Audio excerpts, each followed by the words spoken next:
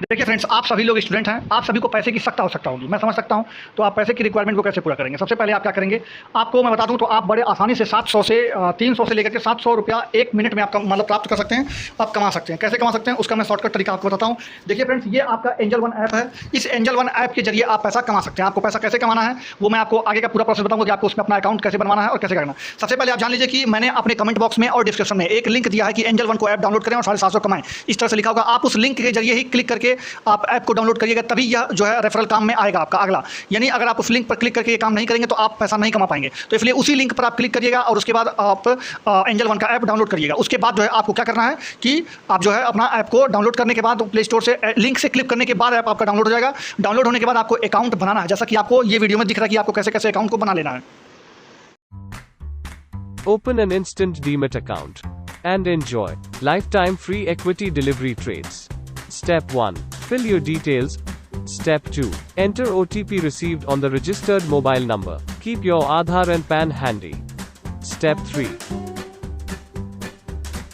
Congratulations, you have completed the account opening process. Step 4. Check your registered email for your Demat account details. Open free Demat account now. तो friends, जब आप अपना account बना लेंगे तो आपके पास कुछ इस तरह का एंजल वन का एप्लीकेशन आपके सामने होगा। आप इसमें जो है मैं आपको दिखा देता हूँ, मेरा पहले से अकाउंट बना हुआ है और अर्न एंड रेफर करके, जहाँ पे आप रेफर एंड अर्न करके अगर आप देखेंगे तो ये आपको खुल जाएगा। इस समय मेरे वाले में आपको देख सकते हैं, तो आप इसमें अगर आप शेयर करके लिखा हुआ है, इस पर शेयर करके अपने माता पिता भाई बहन दोस्त यार फ्रेंड्स आपके सर्कल में जितना भी लोग हैं, जितने लोग से आप ये काम करवा सकते हैं, अकाउंट बनवा सकते हैं। आपको सिर्फ अकाउंट बनवाना है, 1 भी रुपया उसमें नहीं लगता है, 1 भी रुपया का आपको खर्च नहीं करना है, किसी को कोई इन्वेस्टमेंट नहीं करना है। अकाउंट बनाने के बाद जब आपको पैसा सफलतापूर्वक मिल जाए तो आप आपको डिलीट कर दीजिएगा, उससे कोई दिक्कत नहीं होगा। आप रेफरल कोड पर ये आप यूज कर सकते हैं 315392 TAR करके आप मेरा रेफरल कोड इस्तेमाल कर सकते हैं और लिंक पर जो क्लिक करके ही आपको ऐप को डाउनलोड करना है। दूसरी बात मैं आपको बता दूं तो यहाँ पर मुझे कैसे रेफरल का अर्निंग हुआ, देखिए आप यहाँ पे मुझे 500 का भी एक बार अर्निंग हो चुका है और एक बार 300 का भी अर्निंग हो चुका है। इसी तरह से मैं आपको 7.5 मेरे दूसरे वाले आईडी में 750 तक का अर्निंग मैंने किया है, उसका मैं सबूत आपको अमेजॉन पे पर दिखा देगा हूँ। देखिए फ्रेंड्स, इस समय मेरे अमेजॉन पे में 1239 रुपया पड़ा हुआ है। ये पैसा मैंने वहीं से कमाया है, इससे ज़्यादा मैंने यहाँ पर रिचार्ज वगैरह भी किया है और प्रोडक्ट वगैरह भी खरीदा है। ये सारा पैसा मैंने वहीं से किया है, आप भी इस तरह से अर्न कर सकते हैं। जैसे कि मैं आपको दिखा दूँ तो देखिए यहाँ पर आपको यहाँ पर देखिए मैंने 500 रुपया अर्न किया था। उसके बाद मैं आपको दिखा दूँ तो 750 रुपया मैंने 3 बार अर्न किया है। यहाँ पर आप देख सकते हैं 750 ये मैंने वहीं से अर्न किया है। फिर मैं आपको दिखा दूँ तो ये भी मैंने 750 करके 3 बार ये भी मैंने अर्न किया था। उसके बाद मैं दिखा दूँ, ये देखिए जो लास्ट मैंने 26 तारीख को आपको दिखाया, ये 300 भी मैंने वहीं से अर्न किया है। और इसके बाद मैंने यहाँ से देखिए कितना पेमेंट मैंने यहाँ से 1900 का मैंने बिजली का बिल जमा किया है, ये मैंने बैलेंस जो है रिचार्ज किया था मोबाइल पे। तो इस तरह से आप कमा सकते हैं और अपना सारा खर्चा उठा सकते हैं यहीं से। तो उम्मीद है आप लोग समझ चुके हैं कि अकाउंट आपको कैसे बनाना है। अकाउंट बनाने के लिए आपको Aadhaar card number, PAN card number जरूरी होता है। तो इस तरह से जैसे कि आपको मैंने वीडियो में दिखाया है उसी तरह से अपना अकाउंट आपको बना लेना है। तो बना करके पैसा कमाइए और लिंक जो दिया गया है डिस्क्रिप्शन में और कमेंट बॉक्स में वहीं से आपको डाउनलोड करना है। चलिए मिलते हैं, आगे वीडियो देखिए। और डीएलएड सभी लोगों का एक नज़र टिका हुआ है कि आखिर जो राजस्थान हाई कोर्ट का जो डिसीजन था, जिसमें उन्होंने बीएड धारी को 5वीं कक्षा तक के लिए जो एलिजिबल नहीं माना गया था, उसको सुप्रीम कोर्ट ने भी अप्रूव करते और 11 तारीख को 11/8 को जो डिसीजन आया, जिसमें ऑनरेबल सुप्रीम कोर्ट ने क्लियर कट कहा कि 5वीं कक्षा तक के लिए जो पढ़ाने के लिए जो एलिजिबल है वो डीएलएड वाले ही हैं, बीएड वाले नहीं हैं। इसके बाद एक भूचाल सी आई, बहुत सारे लोगों को ये हजम नहीं हुआ कि ज्यादा पढ़ा लिखा है बीएड वाला, लेकिन आप डीएलएड वाले जो कम पढ़े लिखे हैं उसको आप योग्य मान रहे हैं और बीएड वाले को अयोग्य मान रहे हैं। ये हजम नहीं हो रहा था। लेकिन जब सुप्रीम कोर्ट का जब जजमेंट पढ़ेंगे उसमें उनका तर्क है। तर्क ये है कि मान लीजिए, जैसे एक उदाहरण फिर से हम देते हुए फिर उस जजमेंट पर भी बात करेंगे। एक उदाहरण ये समझिए कि एक जो है सो कार है और एक मोटरसाइकिल है।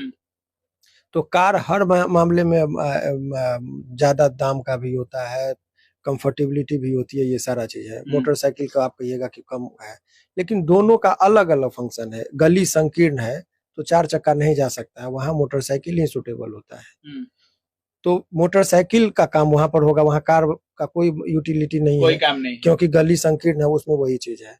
तो हर चीज में लोग कहेगा कि कैसा बेवकूफ है कि कार को छोड़ रहा है और मोटरसाइकिल को पसंद कर रहा है। भाई, उस गली को गुजरने के लिए मोटरसाइकिल ही कंफर्टेबल है। ठीक उसी तरीके से उस जो डीएलएड 1 to 5 के लिए डीएलएड वाले मोटरसाइकिल ही है, लेकिन समझिए सुटेबल भी वही है। अच्छा। इसी तरह का चीज को मानते हुए ऑनरेबल सुप्रीम कोर्ट ने कहा। अब यहाँ पर विवाद ये उठा कि बिहार में उस चीज के पर लागू होगा कि नहीं। तो ये जजमेंट आ जाने के बाद बहुत सारे जगह इस बात को उठाया गया कि ये जो अब जो नई वैकेंसी आएगी उस पर लागू होना चाहिए, पूर्व के वैकेंसी पर लागू नहीं होनी चाहिए। और बिहार सरकार को भी, तो जब संपूर्ण जजमेंट का आप अवलोकन करेंगे तो आपको उसमें पता चलेगा कि संपूर्ण जजमेंट में कि क्या बिहार को पार्टी बनाएगी, तो आंसर इज यस। उसके जजमेंट में लिखा हुआ है कि बिहार को भी पार्टी बनाया गया था, बिहार सरकार के तरफ से बोला गया था कि रिप्रेजेंटेशन के लिए कोई नहीं गए थे, तो एक प्रधान सचिव के नाम से लेटर भी है जो जजमेंट का ही पार्ट है। अच्छा। और उसके बाद बीएड वाले जो है यहाँ से पार्टी बनाया गया था कि अपने पक्ष को रखिए, तो ये कह देना कि बिहार को समुचित अवसर नहीं मिला, ये कहना गलत है। तो आप देखिए कोर्ट में आप जाते हैं, एक संभावना चूंकि उस पर साइलेंट है जजमेंट में कि इसको पूर्व के डेट से लागू होना चाहिए कि वर्तमान के डेट से, तो चूंकि वो नोटिफिकेशन को ही चैलेंज किया गया था, इसीलिए ये कह देना कि बिहार सरकार पर ये, तो इसीलिए जब स्पेशली यदि पूछेंगे तो ये लग रहा है कि उस पर जो है सो ऑनरेबल सुप्रीम कोर्ट का जो अभी तक का जो पैटर्न है वो इंटरफेरेंस करने से साफ इनकार कर देती कि जो जजमेंट है उसी से आप काम चलाइए, उसमें हम ज्यादा इंटरफेयर नहीं करेंगे। लेकिन सर जब वैकेंसी आया था सर तो उस समय निर्णय नहीं आया था सर, लेकिन जब वैकेंसी आ गया, परीक्षा भी ले लिया गया है, आंसर की तक जारी कर दिया गया है और बीएड वालों का रिजल्ट रोक दिया गया है। हालांकि बीपीएससी जिस तरह से सुप्रीम कोर्ट का आदेश है उसी तरह से इस परीक्षा को कंडक्ट भी कर रही है। 1 to 5 में बीएड वालों का रिजल्ट कहा गया है कि परीक्षा फल की उम्मीद न किया जाए। हालांकि ट्वीट भी किए थे अतुल प्रसाद जी की बीएड वाले परीक्षा दें, लेकिन जिस तरह से सुप्रीम कोर्ट का नियम चल रहा है उसी के अनुसार हम बाध्य हैं लेने के लिए। बीएड वाले परीक्षा दें लेकिन परीक्षा फल की उम्मीद ना करें, इस तरह का बयान दिया गया था। क्या सर आपको लगता है कि जब परीक्षा ले लिया गया है, आंसर की जारी कर दिया गया है, तो क्या सुप्रीम कोर्ट को भी इस बहाली पर एक बार विचार करना चाहिए, क्या एलिजिबल मानना चाहिए?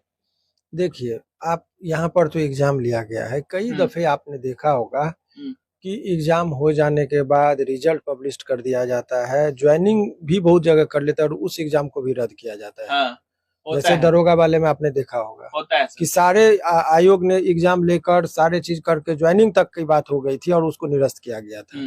तो ये एग्जाम ले लिए, इससे उसके मेरिट पर असर हो गया, वो बात नहीं है। अच्छा। नोटिफिकेशन को ही जब चैलेंज किया गया था और उस नोटिफिकेशन को ही जब रद्द कर दिया गया, तो इसको माने आप एक चीज समझिए कि जो चीज अयोग्य है उसको मान लिया गया है, तो आप बाद के नोटिफिकेशन या पहले वाले जिसकी बहाली नहीं हुई है, सुप्रीम कोर्ट ने साफ शब्दों में कहा कि भाई सुप्रीम कोर्ट को रोजगार से मतलब नहीं है, क्वालिटी बेस्ड टीचर की जरूरत है। तो आप ये बताइए कि इस बात का जस्टिफिकेशन होना चाहिए। जब ऑनरेबल सुप्रीम कोर्ट ने कह दिया कि डीएलएड वाले ही सुटेबल हैं 5वीं कक्षा तक, बीएड वाले नहीं, तो केवल इसलिए कि आप फॉर्म भर दिए हैं, एग्जाम दे दिए, इसलिए आपको सुटेबल कर दिया जाए, ये कहां से हो सकता है? ये एक सोचने वाली बात है कि जब आपको सुप्रीम कोर्ट तो यही बात कहती कि नहीं बीएड वाले अयोग्य हैं 5वीं कक्षा तक के लिए, इसीलिए ये सिंपल सा ऑब्जेक्टिव क्वेश्चन है कि आप अयोग्य हैं, तो आप अच्छी बात है कि अयोग्य, अभी आपकी ज्वाइनिंग नहीं हुई है, रिजल्ट नहीं हुआ है, इसीलिए ऐसे परिस्थिति में जो है सो ऑनरेबल सुप्रीम कोर्ट सामान्यतः परहेज करती है कि अपने जजमेंट में संशोधन करने से। और अच्छा। अभी आपने देखा कि उत्तर प्रदेश वाले में भी यही जजमेंट आया, बंगाल वाले में भी उन्होंने कहा कि मैं कोई इंटरफेयर नहीं करूंगा। तो बिहार सरकार ऐसा इसलिए भी की है कि एग्जाम ले लिया डायरेक्ट, यदि वो मान लीजिए सुप्रीम कोर्ट से कुछ इंटरफेरेंस करने से, जिसकी संभावना ज्यादा है, मुझे नहीं लग रहा है कि सुप्रीम कोर्ट से बहुत ज्यादा, क्योंकि 3-4 जजमेंट आए हैं रिसेंटली जिसमें हस्तक्षेप करने से उन्होंने साफ इनकार कर दिया। तो इसके लाभ है, ये सोच समझकर रणनीति के तहत भी कभी कभी जाया जाता है, क्योंकि यदि बीएड वाले को डायरेक्ट अब उनका रिजल्ट पब्लिश नहीं किया जाएगा तो ऐसे में विद्रोह की स्थिति हो जाएगी, छात्र भड़क जाएंगे।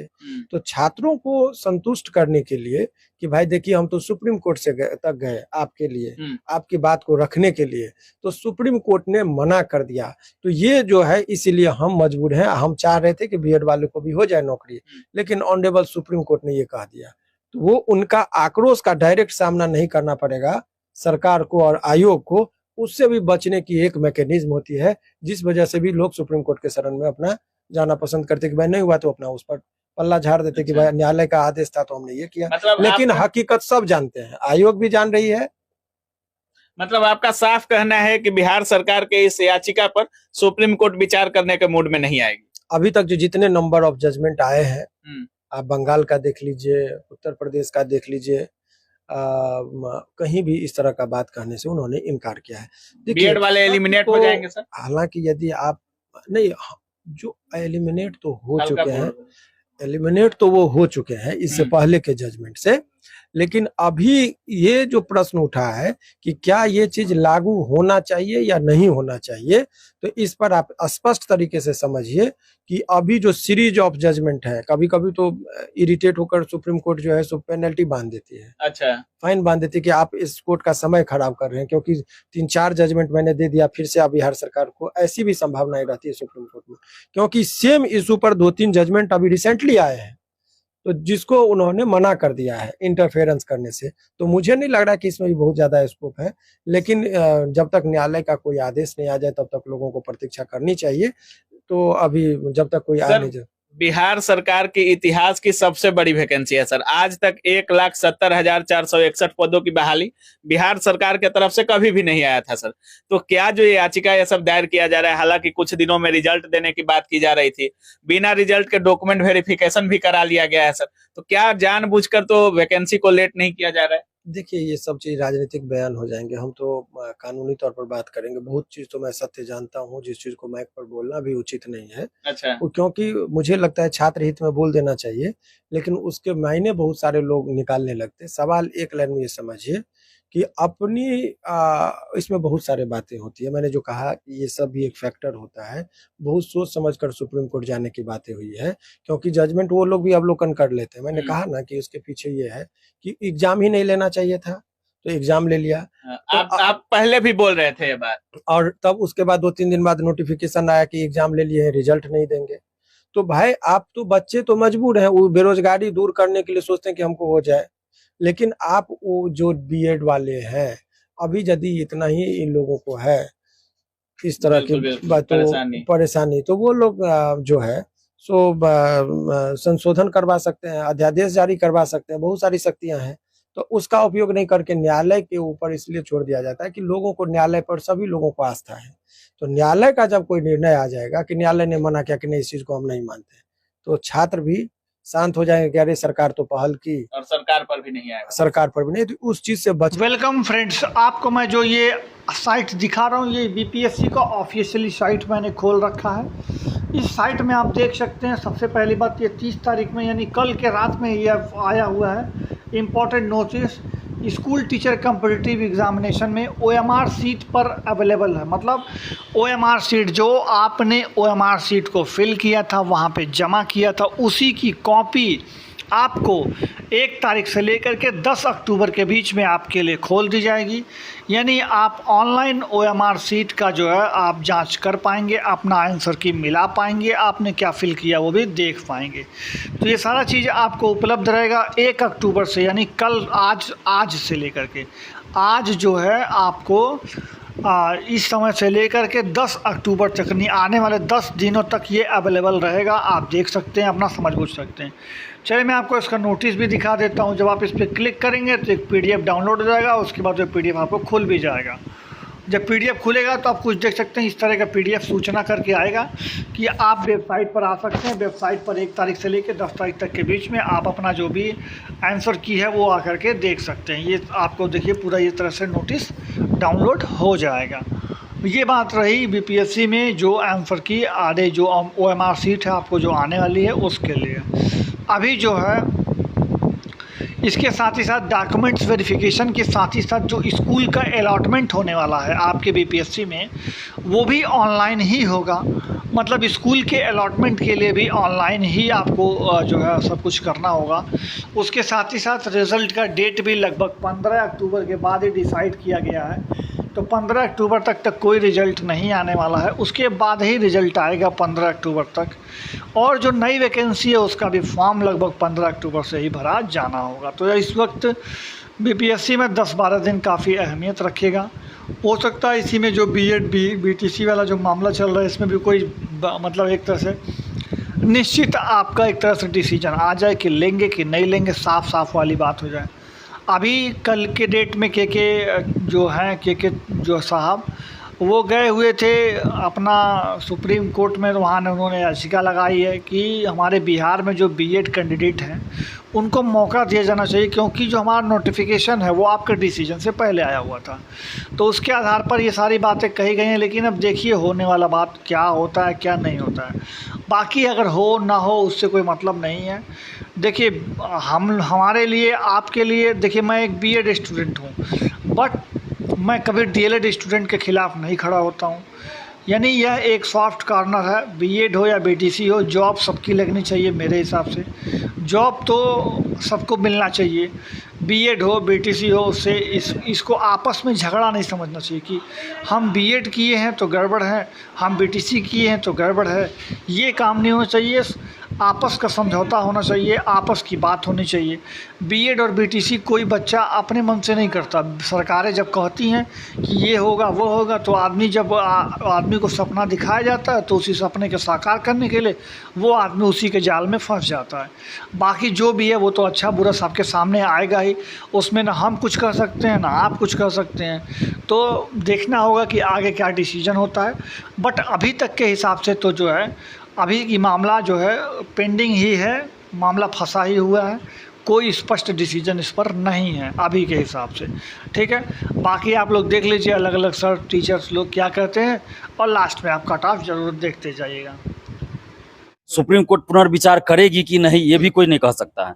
अब अगर पुनर्विचार करती भी है तो क्या आदेश आएगा ये तो कोई नहीं कह सकता है। तो सुप्रीम कोर्ट की बात है, तो अब वेट करना पड़ेगा हम लोग को, वेट एंड वॉच की स्थिति है।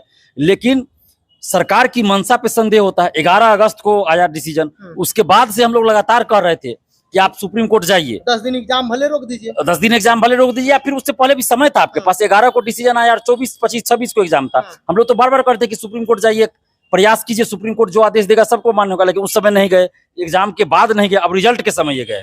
तो खैर चलिए अभी भी गए हैं, तो चलिए अब जो भी इनकी मंशा रहे वो अलग बात है। लेकिन हाँ, इससे हो सकता है बहाली में कुछ देरी हो, लेकिन चलिए इतना मायने नहीं रखेगा, देरी भी ज्यादा नहीं होगी इससे, क्योंकि इन सब मैटर पे सुप्रीम कोर्ट भी ज्यादा समय नहीं लेगा, वो जल्दी डिसीजन आ जाएगा जो भी आना होगा। और इतनी जल्द कोई बहाली भी नहीं हुई है बिहार में या बाहर भी। जितना जल्द बीपीएससी से टीचर बहाली हो रही है, इतना जल्द तो कभी बिहार में शिक्षक भर्ती हुई नहीं है, या कोई और भी बहाली नहीं हुई है। तो इसलिए ये कहना कि देरी हो रही है बहुत, ये भी उचित नहीं होगा मेरे ख्याल से। लेकिन हाँ, ये जरूर है कि बीएड वालों के लिए एक उम्मीद बढ़ी है।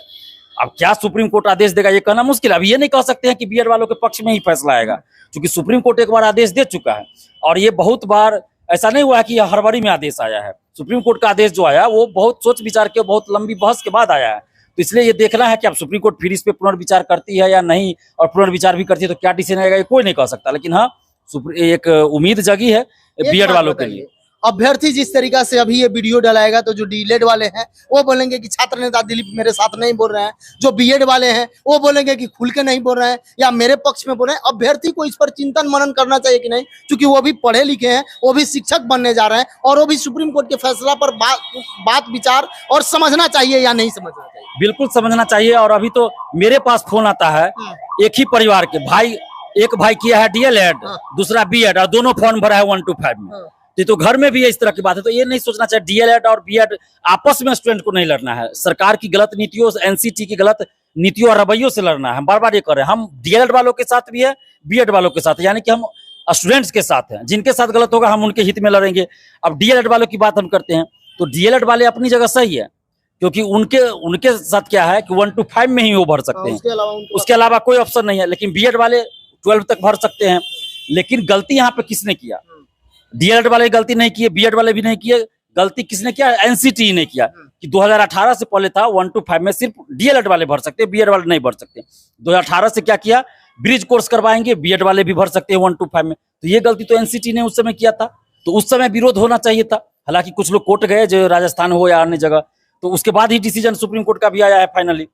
लेकिन यहाँ पे बीएड वालों की तो गलती नहीं थी ना। बीपीएससी से टीचर बहाली की वैकेंसी निकली, शिक्षा विभाग बिहार सरकार ने नियमावली बनाया, उसमें कहीं ये नहीं कहा गया कि 1 to 5 में बीएड वाले नहीं भरेंगे, वहां तो फॉर्म भराया गया ना। तो गलती यहाँ बीएड वालों की नहीं है, क्योंकि सरकार ने मौका दिया, बीएड वालों ने फॉर्म भरा। हम लोग इसलिए कह रहे हैं कि बीएड वालों ने फॉर्म भर दिया, सरकार ने मौका दिया, एडमिट कार्ड जारी हो गया, सुप्रीम कोर्ट का आदेश उसके बाद आया। तो इसलिए हम लोग ये कह रहे हैं कि जब बहाली की प्रक्रिया चल रही है, उस बीच में सुप्रीम कोर्ट का आदेश आया, तो इसलिए सुप्रीम कोर्ट जाना चाहिए बिहार सरकार को। हम 11 अगस्त से ये बात कह रहे हैं कि एक प्रयास करना चाहिए कि बहाली के बीच में आपका आदेश आया है, इसलिए आप इस बहाली से संबंधित आदेश दीजिए, दिशा निर्देश दीजिए कि हम क्या करें, कि इस बहाली में 1 to 5 में बीएड वाले को शामिल करें कि नहीं करें। चूंकि आपका आदेश तो बीच में आया, हम बहाली पहले शुरू कर चुके हैं। चूंकि ऐसा होता है ना, कोई भी कानून बनता है, कोई आदेश आता तो जिस दिन आता है उसके बाद लागू होता है ना, तो ये बहाली तो पहले से चली आ रही थी। तो यहाँ पे कानूनी पेचीदगी थी। मान लीजिए बीएड वाले को बाहर कर दिया जाता, उसके बाद अगर बीएड वाले चल जाते सुप्रीम कोर्ट या कोर्ट, तो फिर मामला फंसता। तो इससे अच्छा था कि पहले इसका निपटारा हो जाना चाहिए ना। तो हम लोग तो दोनों के हित में है, डीएलएड वालों के हित में भी और बीएड वालों के हित में। जो सच्चाई है उसको कबूल करना चाहिए हर आदमी को। बीएड वाले को भी इसमें नाराज नहीं होना चाहिए, डीएलएड वाले को भी नाराज नहीं होना चाहिए। तो आप अपनी जगह, उसकी जगह अपने को रख के देखिए। अभ्यर्थी डीएलएड वाले हैं, जो एग्जाम दिया उसको कितना बिल्कुल, जो डीएलएड वाले हैं वो अपने आप को बीएड वाले समझ के देखिए, और जो बीएड वाले हैं वो डीएलएड वाले समझ के देखिए, तब पता चलेगा दर्द कितना होता है। तो हम लोग दोनों के पक्ष में, हम लोग की ऐसा नहीं कि किसी के खिलाफ है। एक बात बताइए, जिस तरीका से अतुल सर के द्वारा कहा गया था कि बहुत जल्द रिजल्ट भी दे देंगे, तो 1 to 5 को छोड़कर बाकी 11, 12 हो, 9, 10 हो, इसका रिजल्ट जारी करने में कोई समस्या नहीं है? नहीं, समस्या तो नहीं। जैसे कि अतुल सर बोले भी थे कि 1 to 5 में का भी रिजल्ट हम जारी कर सकते हैं, और मेरिट बनाएंगे डीएलएड बीएड दोनों का, और बीएड वाले को रोक देंगे, उतना सीट खाली रहेगा। अगर बीएड वाले को अलाउ कर दिया जाएगा तो उसका रिजल्ट होगा, नहीं तो फिर डीएलएड वाले का होगा। तो ऐसे भी किया जा सकता है। इसमें तो अब शिक्षा विभाग और बीपीएससी और सरकार के बीच जो बात होगा, डिसीजन लिया जाएगा, वो होगा। अब देखने वाली बात है। लेकिन इसके चलते रिजल्ट में देरी मुझे नहीं लगता है। अगर सरकार चाहेगी तो रिजल्ट पहले भी दे सकती है। 1 to 5 का रोक दिया जाएगा, ये भी हो सकता है, बाकी दे दिया जा सकता है। एक समस्या अभ्यर्थी में आ रहा है 1 to 5 वाले जो है, चूंकि लगातार बोला जा रहा है कि बहुत जल्द अक्टूबर में, मिड अक्टूबर में भी दूसरा शिक्षक बहाली दे दिया जाएगा, लेकिन उसमें 6 to 8 का पद होगा, 9, 10, 11, 12 होगा, 1 to 5 का नहीं होगा। तो क्या इस पर कहते हैं सरकार और आयोग से कम 1 to 5 वाले अभ्यर्थी को एक मौका और मिले, जो सीट खाली रहे उसके बारे में भी नहीं बोला गया है कि जोड़ा जाएगा या नहीं जोड़ा जाएगा? देखिए, सरकार की कोई स्पष्ट नीति एजुकेशन को लेकर नहीं है, चाहे वो बिहार सरकार हो या केंद्र सरकार हो। अभी तक यही इंडिया, भारत के लिए, बिहार के लिए एक दुर्भाग्य की बात है कि कोई दूरदर्शी, निष्पक्ष और ईमानदार जो है एजुकेशन पॉलिसी नहीं बना पाए हैं लोग। क्या ये लोग के साथ समस्या पता नहीं। लोग चाहते हैं कि, मतलब एक कहावत है ना कि कहीं लंबे समय तक शासन करना है तो वहां की जनता को अशिक्षित कर दो, पहले शिक्षा व्यवस्था को ध्वस्त कर दो। वही बात हो रहा है आज। आखिर बीएड और डीएलएड का क्यों फूट डालो, राज करो। बीएड डीएलएड वाले को आपस में लड़ा दिया गया। ये कहीं ना कहीं और दूरदर्शिता थी ना, और दूरदर्शिता 2018 की। नहीं तो वहीं 6 to 8 आप दे देते क्या? वहीं दे देते। इस बार भी हम लोग मांग किए कि 6 to 8 की वैकेंसी दी। उस समय क्या कहा गया बिहार सरकार के द्वारा, शिक्षा विभाग के द्वारा, कि 6 to 8 में सीट प्रमोशन से भरा जाएगा। अभी फिर आप निकाल रहे हैं ना 36,000 से 40,000 वैकेंसी। हम उस समय चिल्ला कर बोल रहे थे कि 36,000 से ज्यादा सीट खाली है। उस समय सरकार ने क्या कहा, सरकार के अधिकारी ने की 1900 सीट पे सिर्फ सीधी भर्ती, बाकी पे प्रमोशन। अभी आप 40,000, 45,000 निकाल रहे हैं। 1 to 5 का भी आप निकाल दीजिए, जो सीट इसमें खाली रह जाएगा, मान लीजिए 1 to 5 का भी।